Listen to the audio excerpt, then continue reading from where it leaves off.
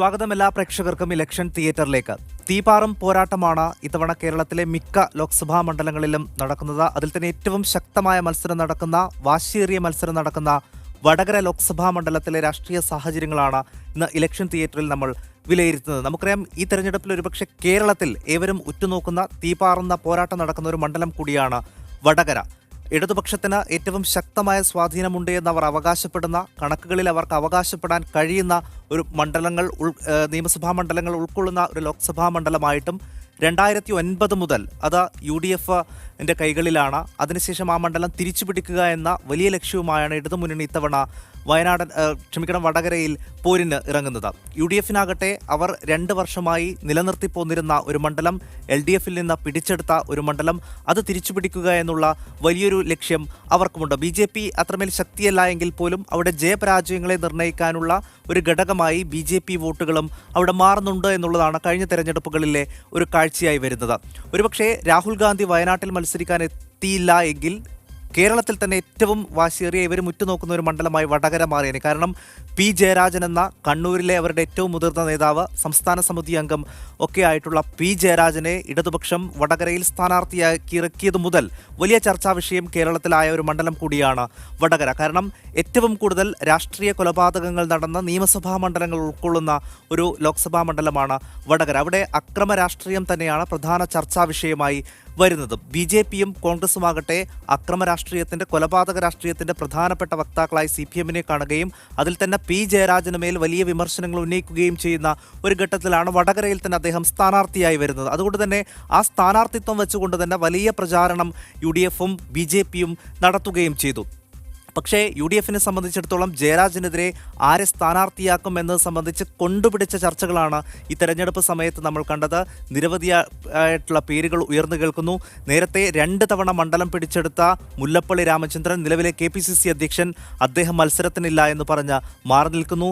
T. Siddique അടക്കമുള്ള അങ്ങനെ നിരവധി പേരുകൾ കേട്ട് ഏറ്റവും ഒടുവിലാണ് K. മുരളീധരൻ എന്ന തുറുപ്പുചീട്ട് കോൺഗ്രസ് ഇറക്കുന്നത്. അതോടുകൂടി തീപാറുന്ന ഒരു പോരാട്ടമായി വടകര മണ്ഡലം മാറുകയാണ്. P. ജയരാജൻ, K. മുരളീധരൻ, സംസ്ഥാന രാഷ്ട്രീയത്തിൽ തന്നെ തലമുതിർന്ന 2 നേതാക്കൾ മത്സരിക്കുകയാണ്. ഒപ്പം TP ചന്ദ്രശേഖരൻ വധം, അതിനുശേഷം RMP എടുത്തിട്ടുള്ള നിലപാട്, ഈ തെരഞ്ഞെടുപ്പിൽ RMP സ്വീകരിക്കുന്ന നിലപാട്, ഇങ്ങനെ നിരവധിയായിട്ടുള്ള വിഷയങ്ങൾ വടകര മണ്ഡലത്തെ ശ്രദ്ധേയമാക്കി തീർക്കുകയാണ്. അപ്പോൾ ആർക്ക് ഈ മണ്ഡലം പിടിച്ചെടുക്കാൻ കഴിയുമെന്നത് സംബന്ധിച്ച് കൊണ്ടുപിടിച്ച ചർച്ചകൾ നടക്കുന്നു. ആ വീറും വാശിയുമെല്ലാം തന്നെ വടകരയിലെ തെരഞ്ഞെടുപ്പ് പ്രചാരണ രംഗത്ത് നമുക്ക് കാണാൻ സാധിക്കും. കോലിബി സഖ്യമടക്കമുള്ള ആരോപണങ്ങൾ CPM ഉന്നയിക്കുമ്പോൾ അക്രമ രാഷ്ട്രീയത്തിനെതിരെ കൃത്യമായിട്ടുള്ളൊരു വിലയിരുത്തൽ തന്നെയാകും വടകരയിൽ ഉണ്ടാവുകയെന്ന് ആവർത്തിച്ചു പറയുകയാണ് കോൺഗ്രസ്. പക്ഷേ അക്രമ രാഷ്ട്രീയത്തിൻ്റെ ജീവിക്കുന്ന രക്തസാക്ഷിയായി P. ജയരാജനെ അവതരിപ്പിച്ച് അതിന് മറുപടി നൽകാൻ ശ്രമിക്കുകയാണ് UDF അവിടെ ചെയ്യുന്നത്. എന്തായാലും കൊണ്ടുപിടിച്ച പ്രചാരണ കോലാഹലങ്ങൾ തന്നെയാണ് നടക്കുന്നത്. നമുക്ക് കഴിഞ്ഞ തെരഞ്ഞെടുപ്പിൽ ഏത് രീതിയിലാണ് വടകര മണ്ഡലം ചിന്തിച്ചത് എന്നുകൂടി നമുക്ക് ഈ ഘട്ടത്തിൽ പരിശോധിക്കേണ്ടതുണ്ട്. അതിൻ്റെ ഒരു കണക്കുകൾ പരിശോധിക്കുമ്പോൾ മനസ്സിലാക്കുന്ന ഒരു കാര്യം, ലോക്സഭാ തെരഞ്ഞെടുപ്പിലും നിയമസഭാ തെരഞ്ഞെടുപ്പിലും വെവ്വേറെ രീതിയിലാണ് അവിടുത്തെയുള്ള ആളുകൾ ചിന്തിക്കുക. എന്തായാലും 2014 ലോക്സഭാ തെരഞ്ഞെടുപ്പിലെ കണക്കുകളിലേക്കാണ് നമ്മൾ പോകുന്നത്. 81.21% പോളിംഗ് ശതമാനമാണ് 2014 വടകര ലോക്സഭാ മണ്ഡലത്തിൽ നടന്ന. താരതമ്യേന നല്ല പോളിംഗ് അവിടെ നടന്നിട്ടുണ്ട്. ഇനി ഓരോ പാർട്ടികൾക്കും ലഭിച്ച വോട്ടുകൾ കൂടി നമുക്ക് നോക്കേണ്ടതുണ്ട്. UDF ആകട്ടെ 4,16,479 വോട്ടാണ് നേടിയത്. ആകെ പോൾ ചെയ്തതിൻ്റെ 35.32%. LDF ആകട്ടെ 4,13,173, ഏകദേശം UDF-നോട് അടുത്ത് തന്നെ 35.4% വോട്ട് നേടുന്നു. ND ആകട്ടെ 76,313, 6.47. നേരിയ ഒരു ഭൂരിപക്ഷം മാത്രമാണ് 2009 50,000-നടുത്തുണ്ടായിരുന്നത്. 2014 എത്തുമ്പോൾ വെറും 3,306 അവിടെ എത്തുകയാണ്. മുല്ലപ്പള്ളി രാമചന്ദ്രൻ തന്നെ അവിടെ ജനവിധി തേടുന്നു. 2014 AN ഷംസീർ എന്ന യുവ നേതാവിനെ ഇറക്കിക്കൊണ്ടാണ് ഇടതുമുന്നണി അന്ന് നേരിട്ടത്. അന്ന് 3,306 വോട്ടിൻ്റെ ഭൂരിപക്ഷം മാത്രമാണ് 2014 ഉള്ളത്. ഇനി 2016 നടന്ന നിയമസഭാ തെരഞ്ഞെടുപ്പിൽ 7 നിയമസഭാ മണ്ഡലങ്ങളാണ് വടകര ലോക്സഭാ മണ്ഡലത്തിലുള്ളത്. ആ മണ്ഡലങ്ങൾ ഏത് രീതിയിലാണ് 2016 ചിന്തിച്ചത് എന്നുകൂടി നമുക്ക് ഈ ഘട്ടത്തിൽ നോക്കേണ്ടതുണ്ട്. അതിൽ തന്നെ വടകര മണ്ഡലം 2014 UDF 15,341 വോട്ടാണ് നേടിയത്. 2016 എത്തുമ്പോൾ ക്ഷമിക്കണം, ഭൂരിപക്ഷം അതായത് 15,341 വോട്ടിന്റെ ഭൂരിപക്ഷമാണ് വടകര മണ്ഡലത്തിൽ 2014 നേടിയത്. പക്ഷേ 2016 എത്തുമ്പോൾ ഇടതുമുന്നണിയെ അപേക്ഷിച്ച് 9,511 വോട്ടുകൾ മാത്രമാണ് അവർക്ക് അധികമായി നേടാൻ കഴിയുന്നത്. കുറ്റ്യാടിയിലാകട്ടെ 6,265 വോട്ടുകൾ 2014 അധികമായി നേടിയപ്പോൾ അത് 1,157 വോട്ടിലേക്ക് എത്തുന്നു. കുറ്റ്യാടി മണ്ഡലം മാത്രമാണ് 7 നിയമസഭാ മണ്ഡലങ്ങളിൽ 2016 UDF-ന് വിജയിക്കാൻ കഴിഞ്ഞിട്ടുള്ളൂ എന്നതുകൂടി നമ്മൾ ഈ ഘട്ടത്തിൽ നോക്കേണ്ടതുണ്ട്. നാദാപുരത്ത് നോക്കുക, 1,747 വോട്ടാണ് അധികമായി 2014 നേടിയത്. പക്ഷേ 2016 എത്തുമ്പോൾ 4,759 അതെത്തുകയാണ്. കൊയിലാണ്ടി ആകട്ടെ 6,626 ഉള്ളത് 13,369 വോട്ടെന്ന് ഇടതുപക്ഷം അവിടെ കൂടുതലായി നേടുകയാണ്. ഇനി പേരാമ്പ്ര 1,175 വോട്ട് 2014 UDF നേടിയപ്പോൾ 2016 ഇടതുമുന്നണി 4,101 വോട്ടുകൾ അധികമായി നേടുന്നു. തലശ്ശേരിയാകട്ടെ ഇടതുപക്ഷത്തിൻ്റെ ശക്തമായ കോട്ടയാണ്. 2014 അവിടെ മൃഗീയമായ ഭൂരിപക്ഷം ഇടതുമുന്നണിക്കുണ്ട്. 23,039 വോട്ട് 2014 LDF നേടിയപ്പോൾ 2016 എത്തുമ്പോൾ 34,117 വോട്ടുകളായി അത് വർദ്ധിപ്പിക്കാൻ അവർക്ക് കഴിയുന്നു. കൂത്തുപറമ്പും ഇടതുപക്ഷത്തിന് നല്ല സ്വാധീനമുള്ള മണ്ഡലമാണ്. 4,725 വോട്ട് 2014 ഇടതുമുന്നണി നേടിയപ്പോൾ 12,291 വോട്ടുകൾ മാത്രമാണ് അത് വർദ്ധിപ്പിക്കാൻ അവർക്ക് കഴിഞ്ഞു. അപ്പോൾ എല്ലാ മണ്ഡലങ്ങളിലും, നിയമസഭാ മണ്ഡലങ്ങളിലും ഇടതുമുന്നണിക്ക് അവരുടെ വോട്ട് വിഹിതം വർദ്ധിപ്പിക്കാൻ കഴിഞ്ഞിട്ടുണ്ട് 2014 അപേക്ഷിച്ച് 2016. പക്ഷേ 2014 കാര്യമായിട്ടുള്ളൊരു വർധനമുണ്ടാക്കാൻ UDF-ന് കഴിയുന്നുമില്ല. ഇതാണ് നിലവിലെ ഒരു രാഷ്ട്രീയ സാഹചര്യം. പക്ഷേ ഇത്തവണ സ്ഥാനാർത്ഥികൾ കൂടി ഒരു പ്രധാന വിഷയമായത് കാരണം അവിടെ RMP അടക്കമുള്ള പാർട്ടികൾ എടുക്കുന്ന ഒരു നിലപാട്. LJD നേരത്തെ UDF-നോടൊപ്പമായിരുന്നു, അവർ ഇടതുപക്ഷത്തേക്ക് വന്നിട്ടുണ്ട്. RMPക്ക് കഴിഞ്ഞ തവണ സ്ഥാനാർത്ഥി ഉണ്ടായിരുന്നു, ഇത്തവണ അവർക്ക് സ്ഥാനാർത്ഥിയില്ല. അവരും പൂർണ്ണ പിന്തുണ UDF-ന് നൽകുകയും ചെയ്യുന്നുണ്ട്. ഇത്തരത്തിൽ ആണ് ഒരു രാഷ്ട്രീയ സഖ്യം അവിടെയുള്ളത്, അല്ലെങ്കിൽ ഒരു രാഷ്ട്രീയ പിന്തുണയുള്ളത്. ഇതൊക്കെ ആർക്കൊക്കെ ഗുണകരമാകും എന്നത് സംബന്ധിച്ച് കൃത്യമായി അറിയണമെങ്കിൽ ഒരുപക്ഷെ പല പ്രഖ്യാപനത്തോടെ കാത്തിരിക്കണം. അത്തരത്തിലൊരു കൂട്ടലും കിഴക്കലുമായി സജീവമായി തന്നെ മുന്നണികളെല്ലാം തന്നെ രംഗത്തുണ്ട്. നമുക്ക് അവിടുത്തെ ഒരു ഫീൽഡ് റിപ്പോർട്ട് കൂടി അറിയേണ്ടതുണ്ട്. ഞങ്ങളുടെ പ്രതിനിധി ഷിത ജഗത്ത് തത്സമയ വിവരങ്ങൾ നൽകും. ഷിത, ഈ പ്രചാരണ രംഗത്ത് ആർക്കാണ് മേൽക്കൈ എന്ന് നമുക്ക് ദൃശ്യമാകുന്നുണ്ടോ? സായി, അതൊരു ഫോട്ടോ ഫിനിഷിങ്ങിലേക്ക് പോകുന്നു എന്ന് തന്നെ നമുക്ക് പറയാൻ കഴിയുകയുള്ളൂ. കാരണം ഇരു മുന്നണികളിലും ഒരു പ്രചാരണ രംഗത്ത് നമ്മൾ നോക്കുകയാണെങ്കിൽ തുല്യ തോതിലുള്ള ഒരു മുൻതൂക്കമുണ്ട്. പക്ഷേ കണക്കുകൾ കൂട്ടിക്കിഴിക്കുകയാണെങ്കിൽ നോക്കുകയാണെങ്കിൽ ആ രീതിയിൽ LDF അല്പം പ്രതീക്ഷ മുന്നിൽ വെക്കുന്നുണ്ട്. കാരണം തലശ്ശേരി, കൂത്തുപറമ്പ് ഉൾപ്പെടെയുള്ള മേഖലകളിൽ വലിയൊരു ഭൂരിപക്ഷം തങ്ങൾക്ക് ലഭിക്കുകയാണെങ്കിൽ വടകര മണ്ഡലം ഇപ്പോൾ ഒപ്പം നിൽക്കുമെന്നൊരു കണക്കുകൂട്ടലാണ് അവരുള്ളത്. ആ രീതിയിൽ ആ പ്രചാരണം മുന്നോട്ട് നീങ്ങുന്നു. ഒപ്പം തിരിച്ച് വടകരയിലെ UDF-നെ സ്ഥാനാർത്ഥിയെ നോക്കുകയാണെങ്കിൽ അവർ കുറ്റ്യാടിയും നാദാപുരവും ഉൾപ്പെടെയുള്ള മേഖലകളിൽ ആ രീതിയിലാണ് പ്രതീക്ഷകൾ പോകുന്നത്. എന്തായാലും ഷിത സൂചിപ്പിച്ചതുപോലെ ഒരുപക്ഷെ ഒരു ഫോട്ടോ ഫിനിഷിംഗിലേക്ക് പോകാൻ സാധ്യതയേറെയുള്ള ഒരു മണ്ഡലമായി തന്നെ വേണം വടകരയെ കാണാൻ. ഇരു മുന്നണികളുടെയും നേതാക്കൾ അവരുടെ പ്രതീക്ഷകൾ വാനോളം ഉയർത്തിക്കൊണ്ട് അതിന്റെ പ്രതികരണങ്ങൾ വരാനുണ്ട്. അതിലേക്ക് നമുക്ക് വരാം ചെറിയ ഇടവേളയ്ക്ക് ശേഷം.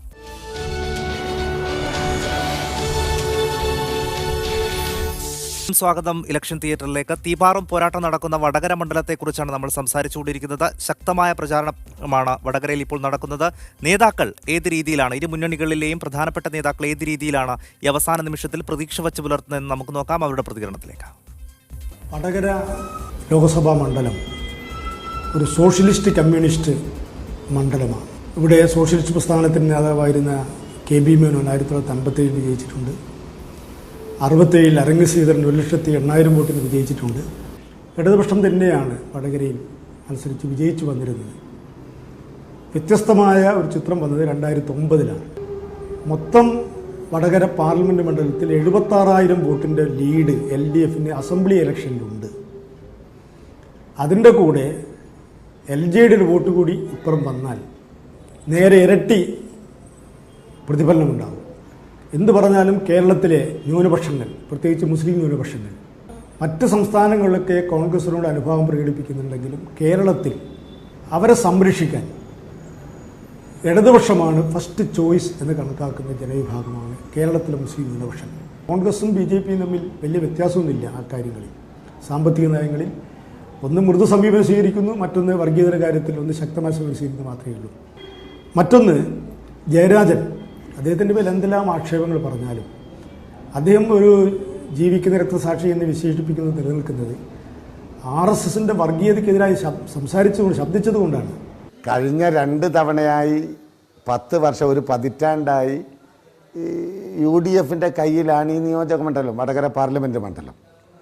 അത് തന്നെയാണ് വിജയിക്കുമെന്ന് പറയുന്നതിൻ്റെ ഏറ്റവും വലിയൊരു കാരണം. വടകരയിൽ വേറൊരു രാഷ്ട്രീയം ചർച്ച ചെയ്യുന്നുണ്ട്. അതാണ് 20 നിയോജക മണ്ഡലങ്ങളിൽ 19 ഇത് ചർച്ച ചെയ്യുന്നു, വടകരയും ചർച്ച ചെയ്യുന്നു. രമ ചോദിച്ചൊരു ചോദ്യമുണ്ട്, ഇടതോ വലതോ എന്നുള്ളതൊന്നുമല്ല. ഇവിടെ ഇടത് ചിന്തിക്കണമെങ്കിലും വലത് ചിന്തിക്കണമെങ്കിലും തല വേണ്ടേ? അതില്ലാത്തൊരു സാഹചര്യത്തിൽ ഇടത്തോ വലത്തോ എന്നല്ല ചിന്തിക്കാനാവോ? അതുണ്ടായാലല്ലേ ബാക്കിയെല്ലാം ചിന്തിക്കും. അതുണ്ടാകുന്ന ഒരു സാഹചര്യം വേണം. പൊതുവെ ജനങ്ങൾ ചിന്തിക്കുന്ന അതാണ്. LJDയുടെ മുന്നണി മാറ്റം എന്ന് പറയുന്നത് ഇവിടുത്തെ അണികളത് അംഗീകരിക്കും എന്ന് എനിക്ക് തോന്നുന്നില്ല. ഇവിടുത്തെ സോഷ്യലിസ്റ്റുകാരത് മനസ്സിലാക്കുന്നു. ഇത് അച്ഛനും മകനും തമ്മിലുള്ള എന്തിനാണ് പോയത്, എന്ത് കാരണത്താലാണ് മുന്നണി വിട്ടത്. വിശേഷിച്ച് നിങ്ങൾ ഇവിടെ കണ്ട് ഈ പഞ്ചായത്തിലൊക്കെ ജനതാദൾ ഉണ്ട് എന്ന് നമ്മൾ പറയുന്ന വടകര നിയോജക മണ്ഡലത്തിൽ ഒരു പഞ്ചായത്ത് ഇതാണ്. വലിയ പ്രതീക്ഷ തന്നെയാണ് എല്ലാ വിഭാഗത്തിന്റെയും നേതാക്കൾ അവിടെ വച്ചു പുലർത്തുന്നത്. ഷിത ജഗത്തിലേക്ക് നിങ്ങളുടെ പ്രതീക്ഷിത വീണ്ടുമുണ്ട് വടകരയിൽ നിന്ന്. ഷിത, നേതാക്കളൊക്കെ വലിയ പ്രതീക്ഷയിൽ തന്നെയാണ്. എന്താണ് അവിടുത്തെ നിലവിലെ ഒരു ട്രെൻഡ് വടകരയിലെ? ഈ വടകര മണ്ഡലത്തെക്കുറിച്ച് നമ്മൾ പറയുകയാണെങ്കിൽ വടകര മണ്ഡലം നോക്കിയാൽ നമുക്ക് മനസ്സിലാവും അതൊരു ഇടത് ചായ്വുള്ള മണ്ഡലമാണെന്ന് തന്നെ പറയാം. കാരണം വടകര ലോക്സഭാ മണ്ഡലത്തിൻ്റെ ഒരു ചരിത്രം മാത്രം പരിശോധിച്ചാൽ മാത്രമല്ല അത് പറയാൻ കഴിയുന്നത്. കാരണം വടകര മണ്ഡലത്തിലെ ലോക്സഭാ മണ്ഡലത്തിലെ നിയമസഭാ മണ്ഡലങ്ങൾ നോക്കിയാൽ തന്നെ ഒരു മണ്ഡലം ഒഴിച്ച്, അതായത് കുറ്റ്യാടി ഒഴിച്ച് ബാക്കിയുള്ള മണ്ഡലങ്ങളെല്ലാം തന്നെ LDFിനൊപ്പം അനുകൂലമായി തന്നെ നിലനിൽക്കുന്ന മണ്ഡലങ്ങളാണ്. തലശ്ശേരി, കൂത്തുപറമ്പ്, വടകര, പേരാമ്പ്ര, നാദാപുരം, കൊയിലാണ്ടി. ഈ മണ്ഡലങ്ങളെല്ലാം തന്നെ LDFിനൊപ്പം തന്നെ LDFിന് വലിയ ഭൂരിപക്ഷം ഉള്ളൊരു സ്ഥലമാണ്.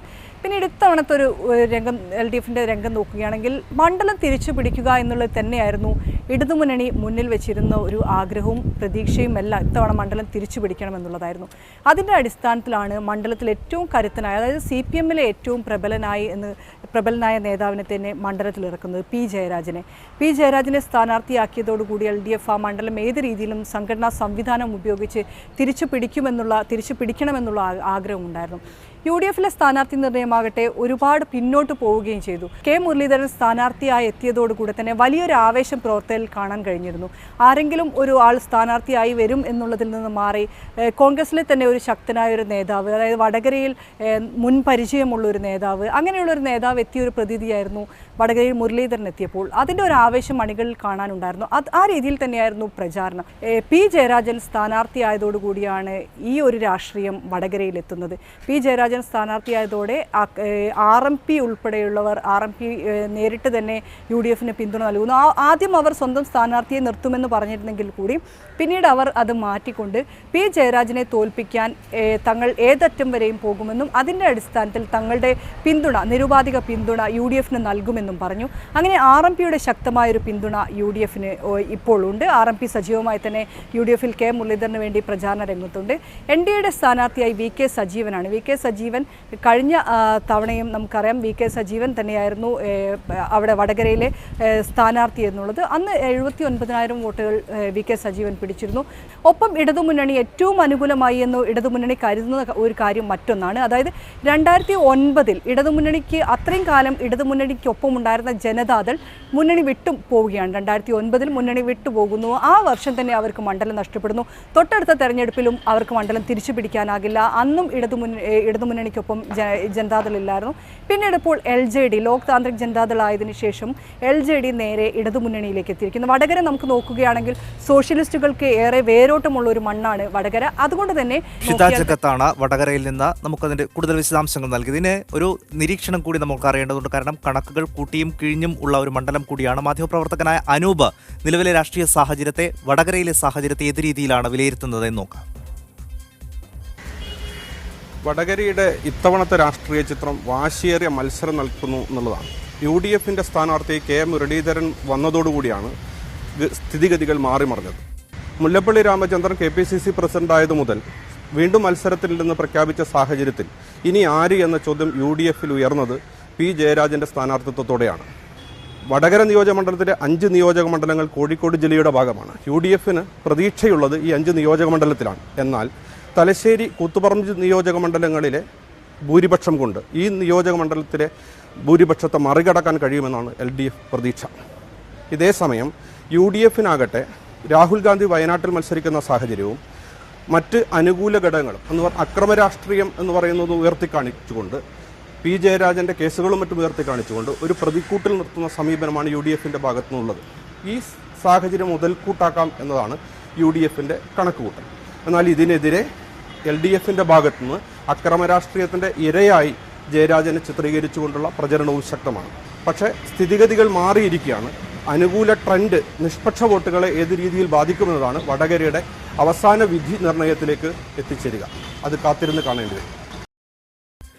റൈറ്റ്, എല്ലാവരും പറഞ്ഞതുപോലെ തന്നെ ഒറ്റ വാക്കിൽ നമുക്ക് തീപാറും പോരാട്ടം നടക്കുന്ന ഏറ്റവും വാശിയേറിയ മത്സരം നടക്കുന്ന ഒരു മണ്ഡലമായി തന്നെ വേണം വടകരയെ കാണാൻ. അപ്പോൾ ആ ഒരു വീറും വാശിയും തെരഞ്ഞെടുപ്പ് പ്രചാരണത്തിന്റെ അവസാന നാൾ വരെ, വോട്ടെടുപ്പ് സമയം വരെ ഉണ്ടാകും എന്ന് തന്നെയാണ്. എല്ലാവിധ തന്ത്രങ്ങളും ആവനാഴിയിലെ അവസാന അസ്ത്രം വരെ എടുത്ത് പ്രയോഗിക്കുകയാണ് ഇരു മുന്നണികളും, ഒപ്പം BJPയും. എന്തായാലും ആരോപണ പ്രത്യാരോപണങ്ങൾ ഇപ്പോഴും തുടരുന്നു. വടകരയെക്കുറിച്ചുള്ള മുന്നണികളുടെ പ്രതീക്ഷയും തുടരുകയാണ്. ഇനി നമുക്ക് മറ്റൊരു തീപാറ മണ്ഡലത്തെക്കുറിച്ച് കൂടി പരിശോധിക്കേണ്ട, അതിലേക്ക് വരാം ഇടവേളയ്ക്ക് ശേഷം.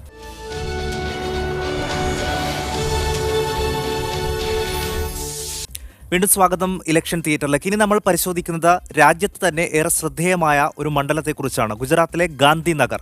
ഗാന്ധിനഗർ ഏറ്റവും ശ്രദ്ധേയമായത് മുതിർന്ന BJP നേതാവായ LK അദ്വാനി വിജയിച്ചു വന്നിരുന്ന ഒരു മണ്ഡലം എന്ന രീതിയിലാണ്. പക്ഷേ ഇത്തവണ ഗാന്ധിനഗറിനെ ശ്രദ്ധേയനാക്കുന്നത് BJPയുടെ ദേശീയ അധ്യക്ഷനായ അമിത്ഷാ തന്നെ അവിടെ മത്സരത്തിനിറങ്ങുന്നു എന്നുള്ളതാണ്. ഒപ്പം LK അദ്വാനി മത്സരിക്കാതെ മാറി നിൽക്കുകയും ചെയ്യുന്നു. അതുതന്നെയാണ് ഇത്തവണ ഗാന്ധിനഗറിനെ ശ്രദ്ധേയമാക്കുന്നത്. ഒരുപക്ഷേ BJPക്കകത്ത് അമിത്ഷാ വലിയ നരേന്ദ്രമോദിക്ക് ശേഷം അമിത്ഷാ എന്ന രീതിയിലേക്ക് വരുന്നു. അദ്വാനി യുഗം ഏതാണ്ട് അവസാനിച്ചു എന്ന രീതിയിലേക്ക് കാര്യങ്ങൾ പോകുന്നു. അതിലുള്ള അതൃപ്തിയൊക്കെ അദ്ദേഹം തുറന്നെഴുതുകയും ഒക്കെ ചെയ്തിട്ടുണ്ട്.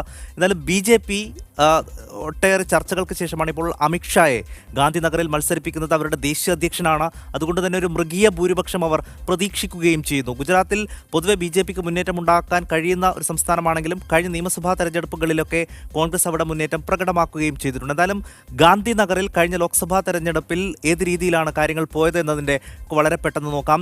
LK Advani BJP സ്ഥാനാർത്ഥിയായിരുന്ന LK Advani ആകെ പോൾ ചെയ്തതിൻ്റെ 68.1% വോട്ടാണ് നേടിയത്. കിരീത് ഭായ് പട്ടേൽ ആയിരുന്നു അന്ന് കോൺഗ്രസ് സ്ഥാനാർത്ഥി. 25.6% വോട്ട് മാത്രമാണ് അന്ന് അദ്ദേഹത്തിന് നേടാൻ കഴിഞ്ഞത്. AAP അന്ന് അവിടെ സ്ഥാനാർത്ഥി ഉണ്ടായിരുന്നു. ഋതുരാജ് മെഹ്ത്ത 1.8% വോട്ട് മാത്രം. മറ്റുള്ളവരാകട്ടെ 4.5. അപ്പോൾ BJPക്ക് LK അദ്വാനിക്ക് മൃഗീയ ഭൂരിപക്ഷം നൽകിയ ഒരു മണ്ഡലം കൂടിയാണ്. അവിടെയാണ് ഇത്തവണ അവരുടെ ദേശീയ അധ്യക്ഷനായ അമിത്ഷാ തന്നെ രംഗത്തിറങ്ങുന്നത്. ഇത് ഏത് തരത്തിലുള്ള രാഷ്ട്രീയ സന്ദേശമാണ് നൽകുന്നത് എന്ന കാര്യം കൂടി നമുക്ക് നോക്കേണ്ടതുണ്ട്. ഞങ്ങളുടെ പ്രതി ശ്രീജിത്ത് ഉണ്ട് തത്സമയ വിവരങ്ങൾ നൽകാൻ. ശ്രീജിത്ത്, ഒരു കാലത്ത് നരേന്ദ്രമോദിയേക്കാൾ ശക്തനായിരുന്ന അദ്വാനി മത്സരിച്ച ഒരു മണ്ഡലമായിരുന്നല്ലോ. ഇപ്പോൾ അദ്ദേഹത്തെ മത്സരത്തിൽ നിന്ന് മാറ്റി നിർത്തി അമിത്ഷായെ കൊണ്ടുവരുന്നു BJP. ഇത് അദ്വാനി യുഗത്തിന്റെ അവസാനമായി കാണണമോ? എന്ത് രാഷ്ട്രീയ സന്ദേശമാണ് BJP ഇതിലൂടെ നൽകുന്നത്? ഇത് അദ്വാനി യുഗത്തിന്റെ അവസാനമാണെന്നുള്ള കാര്യത്തിൽ യാതൊരു സംശയമില്ല. അത് പല രീതിയിൽ പല ഭാഷയിൽ BJP അദ്വാനിക്ക് ഈ സന്ദേശം നേരത്തെ നൽകി കഴിഞ്ഞു. അദ്വാനിയുടെ കാലം അവസാനിച്ചിരിക്കുന്നു. അദ്ദേഹം വളർത്തി കൊണ്ടുവന്ന അല്ലെങ്കിൽ ഇത്തരത്തിൽ ഒരു വലിയ ഒരു പ്രസ്ഥാനമായി BJP വളർത്തിക്കൊണ്ടുവരുന്നതിൽ ഏറ്റവും നിർണായക പങ്കുവഹിച്ച LK അദ്വാനി ഇപ്പോൾ പൂർണ്ണമായും പാർട്ടിയിൽ അപ്രസക്തനായിരിക്കുന്നു. അദ്ദേഹത്തിന് യാതൊരു തരത്തിലുമുള്ള ഒരു തരത്തിൽ അദ്ദേഹത്തോട് പറയുക പോലും ചെയ്യാതെ, അദ്ദേഹത്തിനുള്ള ഒരു അടിസ്ഥാന മര്യാദ പോലും കാണിക്കാതെ അദ്ദേഹത്തെ പാർട്ടിയിൽ നിന്നും അധികാര സ്ഥാനങ്ങളിൽ നിന്നും മാറ്റി നിർത്തുന്നു എന്നുള്ള ഒരു വലിയ സന്ദേശം തന്നെയാണ് ഇത് നൽകുന്നത്. എന്തായാലും ഗാന്ധിനഗർ മണ്ഡലത്തിലേക്ക് നമ്മൾ വരികയാണെങ്കിൽ, ഗാന്ധിനഗർ മണ്ഡലം നമുക്കറിയാവുന്ന കാര്യം, ശങ്കർ സിംഗ് വഘേല 1989 ഈ മണ്ഡലം പിടിക്കുന്നത് വരെ, അതിനു മുമ്പുള്ള ഏതാണ്ട് ഒരു 30 കൊല്ലത്തോളം നീണ്ട കാലം കോൺഗ്രസിന്റെ കയ്യിലുണ്ടായിരുന്ന ഒരു മണ്ഡലമായിരുന്നു. പിന്നീട് ആ കാലത്ത് ഉണ്ടായിരുന്ന അല്ലെങ്കിൽ 80കളുടെ അവസാനം ബൊഫോഴ്സ് പ്രശ്നങ്ങൾക്കൊക്കെ ശേഷം ജനതാദളിന്റെ ഒരു ശക്തി ആരംഭിക്കുന്നു. അത്തരത്തിൽ കോൺഗ്രസിന് ഒരു വീഴ്ച സംഭവിക്കുന്നു. ആ കാലത്താണ് ആദ്യമായിട്ട് ശങ്കർ സിംഗ് വഘേല BJPക്ക് വേണ്ടി ഈ മണ്ഡലം കോൺഗ്രസിൽ നിന്ന് പിടിക്കുന്നത്. അതിനുശേഷം എല്ലാ കാലത്തും BJPക്കൊപ്പം ഉറച്ചു നിന്ന മണ്ഡലമാണ്. LK അദ്വാനി തുടർച്ചയായിട്ട് വിജയിച്ചു. ഒരിക്കൽ അടൽ ബിഹാരി വാജ്പേയി ഗാന്ധിനഗറിൽ നിന്ന് വിജയിച്ചിട്ടുണ്ട്. കോൺഗ്രസ് ആകട്ടെ പല പരീക്ഷണങ്ങൾ നടത്തിയിട്ടുണ്ട്. സാക്ഷാൽ TN ശേഷനെ കോൺഗ്രസ് അവിടെ അദ്വാനിക്കെതിരെ മത്സരിപ്പിച്ചിട്ടുണ്ട്. ഒരിക്കൽ നടൻ രാജേഷ് ഖന്നയെ അവിടെ കോൺഗ്രസ് മത്സരരംഗത്ത് ഇറക്കിയിട്ടുണ്ട്. ആ രീതിയിലുള്ള പല പരീക്ഷണങ്ങൾ കോൺഗ്രസ് ഗാന്ധിനഗറിൽ നടത്തിയിട്ടുണ്ട്. പക്ഷേ ഇതേവരെ അവർക്ക് ആ മണ്ഡലത്തിൽ തിരിച്ചു പിടിക്കാനോ ഏതെങ്കിലും തരത്തിലുള്ള ഒരു ശക്തി തെളിയിക്കാനോ സാധിച്ചിട്ടില്ല. നമുക്കറിയാവുന്ന പോലെ അഹമ്മദാബാദ് നഗരത്തിനോട് തൊട്ടടുത്താണ് ഗുജറാത്തിന്റെ തലസ്ഥാനം കൂടിയായിട്ടുള്ള ഗാന്ധിനഗർ ഉള്ളത്. വളരെ പ്ലാൻ സിറ്റിയാണ്. ആ ഗാന്ധിനഗറിന്റെ അകത്ത് വളരെ അധികം ഒരു വലിയ സമൂഹം, മുസ്ലിം സമൂഹം ജീവിക്കുന്നുണ്ട്, ഒരു വലിയ സമൂഹം ദളിത് സമൂഹം ജീവിക്കുന്നുണ്ട്. അവർക്ക് പലതരത്തിലുള്ള പ്രശ്നങ്ങളുണ്ട്. ഗാന്ധിനഗറിലെ വികാസത്തിന്റെ പേരിൽ പ്രശ്നങ്ങളുണ്ട്, അവരുടെ നിലനിൽപ്പിന്റെ പേരിൽ പ്രശ്നങ്ങളുണ്ട്. പല പ്രശ്നങ്ങളുണ്ടായിട്ടും ആ ഗാന്ധിനഗറിലെ ഒരു തെരഞ്ഞെടുപ്പിൽ അത് പ്രതിഫലിപ്പിക്കാനുള്ള ഒരു രീതിയിലേക്ക് വളർത്താനായിട്ട് കോൺഗ്രസിന് പലപ്പോഴും ഇത് സാധിച്ചിട്ടില്ല. ഇത്തവണ അവർ ഇപ്പോൾ അഹമ്മദാബാദ് നോർത്ത് എന്ന് പറയുന്ന ഈ ഗാന്ധിനഗർ നോർത്ത് എന്ന് പറയുന്ന ഗാന്ധിനഗർ മണ്ഡലത്തിന്റെ അസംബ്ലി സെഗ്മെന്റ്സിൽപ്പെട്ട ഒരു അസംബ്ലി സെഗ്മെന്റിൽ MLA ആയിട്ടുള്ള ചാവ്ഡ എന്ന് പറയുന്ന വളരെ മുതിർന്ന ഒരു നേതാവിനെയാണ് ഇത്തവണ ലോക്സഭയിലേക്ക് കോൺഗ്രസ് മത്സരിപ്പിക്കുന്നത്. അറ്റ്ലീസ്റ്റ് ഇത്തവണ ഒരു മത്സരം നടത്തുക എന്നുള്ളൊരു കാര്യമുണ്ട്. പക്ഷേ അമിത്ഷാ വരുന്നതോടുകൂടി തന്നെ BJPയുടെ പൂർണ്ണമായുള്ള ഒരു മിഷനറി തന്നെ വളരെ സജ്ജമായിരിക്കുന്നു. ഗാന്ധിനഗറിൽ അമിത്ഷാ നാമനിർദ്ദേശ പത്രിക സമർപ്പിക്കുന്ന ദിവസം ഞാൻ അവിടെ ഉണ്ടായിരുന്നതാണ്. ഏതു തരത്തിലാണ് അവർ അവരുടെ സഖ്യകക്ഷികളെയും BJP നേതാക്കളെയും കൂട്ടി വലിയൊരു ഷോ ആക്കി മാറ്റി അടുത്ത ശ്രീജിത്താണ് ഗാന്ധിനഗറിൽ നിന്ന് വിശദാംശങ്ങൾ നൽകി. എന്തായാലും അദ്വാനിക്ക് പകരം അമിത്ഷാ മത്സരിക്കാൻ എത്തുന്നുവെന്ന് തന്നെയാണ് ഗാന്ധിനഗറിനെ ഏറ്റവും ശ്രദ്ധേയമാക്കുന്നത്. എത്ര വലിയ ഭൂരിപക്ഷം അമിത്ഷാ നേടും, അല്ലെങ്കിൽ ഏതെങ്കിലും തരത്തിലുള്ള മുന്നേറ്റം പ്രകടമാക്കാൻ കോൺഗ്രസിന് അവിടെ കഴിയുമോ? എന്തായാലും ശക്തമായ പ്രചാരണ കോപ്പുകൾ തന്നെയാണ് പ്രധാനമായും ദേശീയ അധ്യക്ഷൻ മത്സരിക്കുന്നത് കൊണ്ട് തന്നെ BJP അവിടെ കാഴ്ചവെക്കുന്നത്. ഇതോടെ ഇന്നത്തെ ഇലക്ഷൻ തിയേറ്റർ ഇവിടെ പൂർണ്ണമാവുകയാണ്. തീപാറുന്ന മറ്റ് 2 മണ്ഡലങ്ങളിലെ വിശദാംശങ്ങളുമായി നാളെ വീണ്ടും കാണാം. നമസ്കാരം.